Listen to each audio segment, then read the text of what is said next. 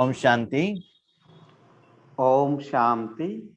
आज का पहला क्वेश्चन है, ఈ రోజు మొదటి ప్రశ్న, मेडिटेशन को मेडिसिन के रूप में कैसे यूज करें। మెడిటేషన్ ను మెడిసిన్ రూపములో ఎలా ఉపయోగించుకోవాలి? मेडिटेशन माना यहाँ राजयोग। మెడిటేషన్ అనగా ఇక్కడ రాజయోగము। ठीक है, राजयोग से क्या होता है? రాజయోగముతో ఏమి జరుగుతుంది? आत्मा का कमाई होता है। ఆత్మ యొక్క సంపాదన జరుగుతుంది। तो कमाई किसका है? సంపాదన ఎవరిది? आत्मा का है। ఆత్మది। मालिक कौन? యజమాని ఎవరు? आत्मा है। ఆత్మ। तो उस कमाई को आत्मा जहां चाहे वहां यूज कर सकता है। ఆ సంపాదనని ఆత్మ ఎక్కడ కావాలంటే అక్కడ ఉపయోగించుకోవచ్చును। जैसे लौकिक में ఎలాగైతే లౌకికములో जो कमाई होता है ఏదైతే సంపాదన ఉంటుందో वो कपड़े के लिए यूज कर सकता है, भोजन के लिए यूज कर सकता है, बिल्डिंग बनाने के लिए यूज कर सकता है और शरीर का तबीयत ठीक करने के लिए भी यूज कर सकता है। లౌకిక సంపాదనని మనం బట్టలు కుట్టించుకోవడానికి ఉపయోగించుకోవచ్చు, ఆహారం తయారు చేసుకోవడానికి ఉపయోగించుకోవచ్చు, ఇల్లు కట్టుకోవడానికి ఉపయోగించుకోవచ్చు, అనారోగ్యం వస్తే హాస్పిటల్ బిల్లులకి ఉపయోగించుకోవచ్చును। नहीं तो नेचुरोपैथी के लिए या नया नया मशीन खरीदने के लिए और हेल्थ इंश्योरेंस के लिए भी आप अपना पैसे खर्चा कर सकते हो। నేచురోపతి కోసం కానీ, కొత్త కొత్త మిషన్లు కొనుక్కోవడానికి కానీ, లేదంటే హెల్త్ ఇన్సూరెన్స్ గురించి కూడా మనం ఉపయోగించుకోవచ్చును। तो अलग अलग आत्माएं अलग अलग रूप में अपने कमाई को खर्चा करते हैं। వేరు వేరు మనుషులు వేరు వేరు మార్గాల్లో తమ సంపాదనని వినియోగిస్తారు। ऐसी ही रूहानी कमाई भी आप जैसे चाहिए आप यूज कर सकते हो। అదే విధముగా ఆత్మిక సంపాదనను కూడా మీకు ఏ విధముగా కావాలంటే ఆ విధముగా ఉపయోగించుకోవచ్చును। विकर्म विनाश करने के लिए, విక్రముల వినాశనం కావడానికి, सप्त गुणों का अनुभव करने के लिए సప్త గుణాల యొక్క అనుభవం చేసుకోవడానికి, और देवता बनकर ईश्वरीय सेवा करने के लिए, దేవతలగా ఈశ్వరీయ సేవ చేయడానికి, लौकिक पैसा कमाने के लिए, లౌకికమైన సంపాదన జమ చేసుకోవటానికి, अपने पहचान वालों को राजयोग का दान देने के लिए, माना वाइब्रेशन देने के लिए, మనకు తెలిసిన వాళ్ళకి రాజయోగం యొక్క వైబ్రేషన్లు ఇవ్వడానికి, उसके साथ साथ अपने तन का बीमारी के लिए भी यूज कर सकते हैं। వాటితో పాటుగా తమ తనువు యొక్క అనారోగ్యాన్ని బాగు చేసుకోవటానికి కూడా ఉపయోగించుకోవచ్చు। मन का बीमारी के लिए भी यूज कर सकते हो। మనసు యొక్క అనారోగ్యం కోసం కూడా ఉపయోగించుకోవచ్చు। लेकिन కానీ राजयोग के बिना आप यूज नहीं कर सकते हो, राजयोग तो करना पड़ेगा। రాజయోగం లేకుండా మీరు వాటిని ఉపయోగించలేరు। हाँ, तो उसके लिए एग्जाम्पल है, దానికోసం ఉదాహరణ ఏమిటంటే, बहुत सारे लोग कहते हैं राजयोग द्वारा मेरा हार्ट का बीमारी कम हो गया, सिर दर्द कम हो गया, राजयोग द्वारा ही कम हुआ है करके बहुत सारे लोगों का अनुभव है। చాలా మంది అంటారు రాజయోగం ద్వారానే మా తలనొప్పి తొలగిపోయింది, మా అనారోగ్యం తొలగిపోయింది అని అనేక మంది చెప్తూ ఉంటారు। वो कैसे? అది ఎలా? राजयोग करने के पहले ही उनका संकल्प रहता है, बाबा मैं राजयोग कर रही हूँ या कर रहा हूँ, तो ये राजयोग से ये प्रॉब्लम सॉल्व होना चाहिए। రాజయోగం చేయడానికి ముందే వారు బాబాతో చెప్తారు, బాబా నాకు ఈ అనారోగ్యం ఉంది, నా ఈ అనారోగ్యం ఈ రాజయోగం ద్వారా తొలగిపోవాలి అని। तो जो आपने राजयोग किया बाबा उसके लिए यूज करता है। మనం దేనికోసమైతే రాజయోగం చేశామో బాబా దానికోసమే ఉపయోగిస్తాడు। एक होता है आप राजयोग करके बाबा उसको यूज करके आपका बीमारी कम करना, ఒకటేమిటంటే మనం రాజయోగం చేసి బాబా మనల్ని ఉపయోగించుకొని మన అనారోగ్యాన్ని తొలగించడం। दूसरा है राजयोग द्वारा आप ही अलग अलग विधि द्वारा अपना बीमारी को ठीक करना। రెండవది ఏంటంటే రాజయోగం ద్వారా మనకు మనమే వేరు వేరు పద్ధతుల్లో మన అనారోగ్యాన్ని తొలగించుకోవటం। फॉर एग्जाम्पल, ఉదాహరణకి आपके आगे पीने का पानी आया है, మన ఎదురుగా తాగడానికి మంచినీళ్ళు వచ్చాయి, बाबा मैं अभी राजयोग कर रही हूँ, वाइब्रेशन जा रहा है, इस वाइब्रेशन से ये बीमारी कम हो, ऐसे संकल्प रखकर राजयोग करके पानी को चार्ज करके भी आप पी सकते हो। ఆ మంచినీళ్ళని బాబా నేను ఇప్పుడు రాజయోగము ద్వారా ఈ నీళ్ళకి శక్తినిస్తున్నాను, ఇవి శక్తిశాలిగా అవుతున్నాయి, ఈ నీళ్లు తాగడంతో నా అనారోగ్యం తొలగిపోవాలి అని సంకల్పం చేసి వాటిని శుద్ధం చేసి ఆ నీరును తాగవచ్చును. जब आप भोजन खाते हो, भोजन के समय पर भी बाबा हम दृष्टि दे रहे हैं, आपका याद में है, इस भोजन से मेरा ये बीमारी ठीक होना चाहिए, ऐसे भी करके आप मेडिटेशन द्वारा अपना बीमारी को ठीक कर सकते हो। అలాగే మనం భోజనం చేస్తున్నప్పుడు కూడా బాబా యొక్క దృష్టి ఇచ్చి, బాబా శక్తిని ఇచ్చి, బాబా నేను ఈ ఆహారాన్ని తీసుకుంటున్నాను, ఈ ఆహారంతో నా యొక్క అనారోగ్యం తొలగిపోవాలి అని ధ్యానం చేసి ఆహారాన్ని స్వీకరించవచ్చు. एक मुरली में बाबा ने ये भी कहा है, जब भी ब्रह्मा भोजन आप स्वीकार करते हो, मेडिसिन के रूप में उसको एक्सेप्ट करना है। ఒక మురళిలో బాబా ఇది కూడా చెప్పారు, బ్రహ్మ భోజనం చేస్తున్నప్పుడు దీన్ని మందుగా కూడా భావించండి అని. उसके बाद अपनी बीमारी ठीक करने के लिए किसी डॉक्टर के पास जा रहे हैं और कहाँ जा रहे हैं, तो बाबा को संकल्प करके अमृत वेले योग करके बाबा ये डॉक्टर द्वारा, ये मेडिसिन द्वारा मेरा ये बीमारी ठीक हो जाए, तो ऐसे योग करके संकल्प करके डॉक्टर के पास, हॉस्पिटल के पास ट्रीटमेंट के लिए आप जा सकते हो। మనం ఒకవేళ హాస్పిటల్కి వెళ్ళాలి అనుకున్నప్పుడు వెళ్ళే ముందుగానే బాబాకి సంకల్పం చెప్పి, బాబా నేను ఈ డాక్టర్ దగ్గరికి వెళ్తున్నాను, అతని ద్వారా నా ఈ యొక్క అనారోగ్యాన్ని సమాప్తి చేయించండి అని మొదట బాబాకు చెప్పి ఆ హాస్పిటల్కి వెళ్ళవచ్చు. उसके बाद जो मेडिसिन आपको मिलता है, घर में लेकर आके बाप दादा के आगे रखे, फोटो के आगे रखे, हर रोज उसके ऊपर भी मेडिटेशन करके भी, उस द्वारा भी आप शक्ति को, बाबा का शक्ति को चार्ज करके भी आप वो मेडिसिन ले सकते हो।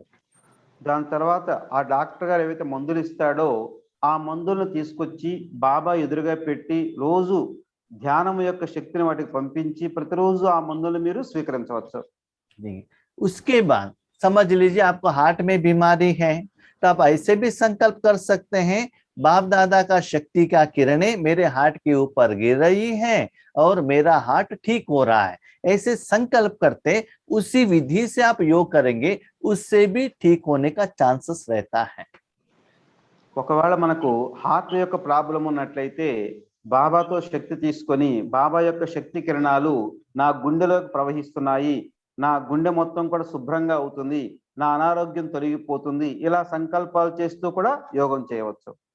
और बाबा को अपनी भ्रकुटी में बिठाकर आपको जिस पार्ट में जो प्रॉब्लम है वहां बाबा सकाश दे रहा है, शक्ति दे रहा है, ऐसा भी फीलिंग करके भी आप मेडिटेशन द्वारा मेडिसिन का यूज कर सकते हो।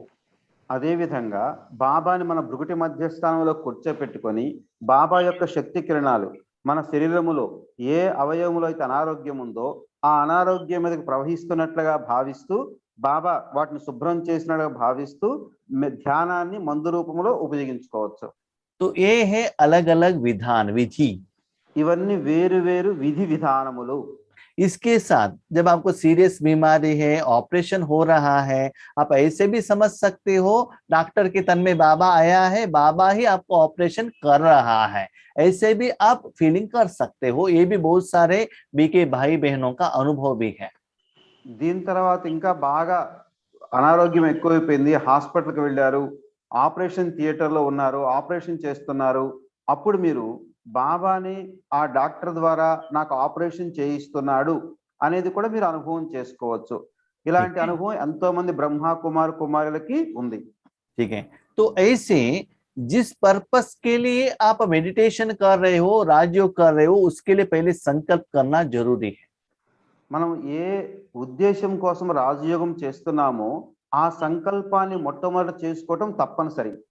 सिर्फ संकल्प करने से नहीं होता है, संकल्प के साथ साथ पुरुषार्थ कर्म राजयोग भी करना है। కేవలం సంకల్పం చేయటంతోటే పని అయిపోదు, పురుషార్థము కర్మ కూడా తప్పకుండా రాజయోగం చేయవలసిందే.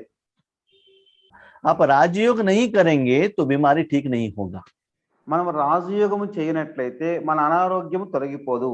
हाँ, एक बार एक मुरली में बाबा ने ये भी कहा है, सिर्फ राजयोग से शरीर का बीमारी ठीक नहीं होगा। ఇంకొక మురళిలో బాబా ఇది కూడా చెప్పారు, కేవలం రాజయోగము ద్వారా శరీరం యొక్క అనారోగ్యాలు తొలగిపోవు అని. ठीक है, उसके लिए शरीर का ट्रीटमेंट तो लेना है। अभी आपको आयुर्वेदिक हो या होम्योपैथी हो, नेचुरोपैथी हो, अलोपैथी हो, वो भी लेना ही है। శరీరం యొక్క అనారోగ్యం తొలగిపోవాలంటే తప్పకుండా శరీరానికి సంబంధించిన డాక్టర్ని సంప్రదించవలసిందే, ఆ మందులు కూడా తీసుకోవాల్సిందే. అది హోమియోపతి అయినా, ఆయుర్వేదమైనా, ఇంగ్లీష్ మెడిసిన్ అయినా, ప్రకృతి వైద్యమైనా.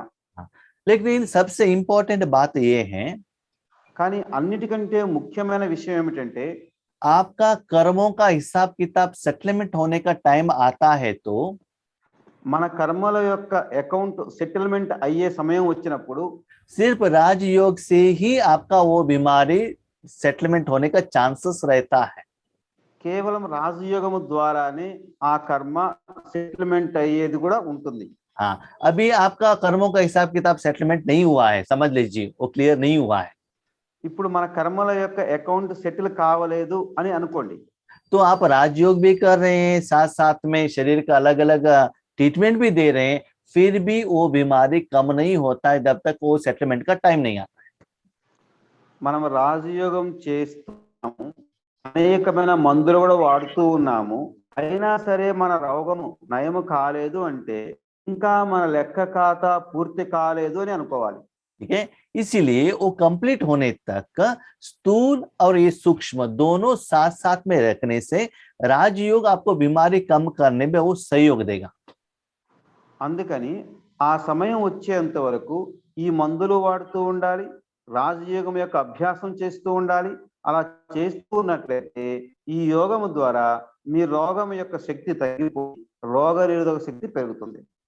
उसके साथ साथ उस समय में जो जो पेन है, दर्द है, वो भी सहन करने का शक्ति बाबा आपको दे देगा। ఆ రోగము యొక్క బాధని సహించే శక్తి కూడా బాబా ఆ సమయంలో మనకి.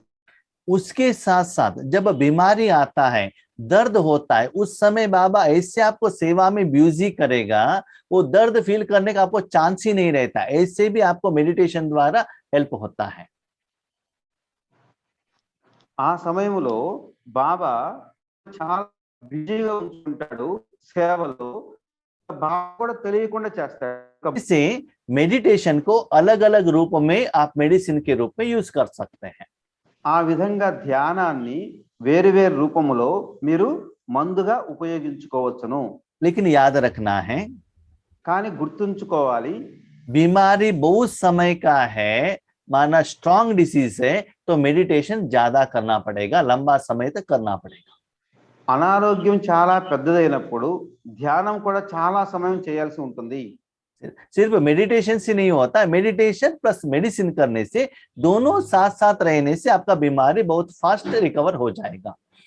ఒక్క మెడిటేషనే కాదు, మందులు కూడా ఉండాలి. రెండు కలిపి చాలా కాలం ఉపయోగించినట్లయితే అప్పుడు మీ అనారోగ్యం తగ్గే ఛాన్సెస్ ఎక్కువగా ఉంటాయి. और कभी कभी जो बीमारी हमको आता है, అప్పుడప్పుడు మనకు అనారోగ్యం వస్తుంది, जो शरीर के कारण भी आ सकता है, आत्मा के कारण भी आ सकता है। శరీరం యొక్క కారణముగా రావచ్చు, ఆత్మ యొక్క కారణముగానైనా రావచ్చు.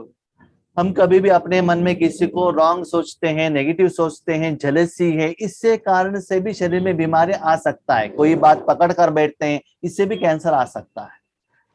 ఎప్పుడైతే మనం ఒకరి గురించి నెగిటివ్ గా ఆలోచిస్తామో, ఈర్ష్యా ద్వేషాలతో ఆలోచిస్తామో, ఏదో ఒక విషయాన్ని పట్టుకొని కూర్చుంటే చింతపడుతూ ఉంటామో, అప్పుడు దాని వల్ల కూడా మనకు శరీరానికి అనారోగ్యం రావచ్చు, క్యాన్సర్ కూడా రావచ్చు.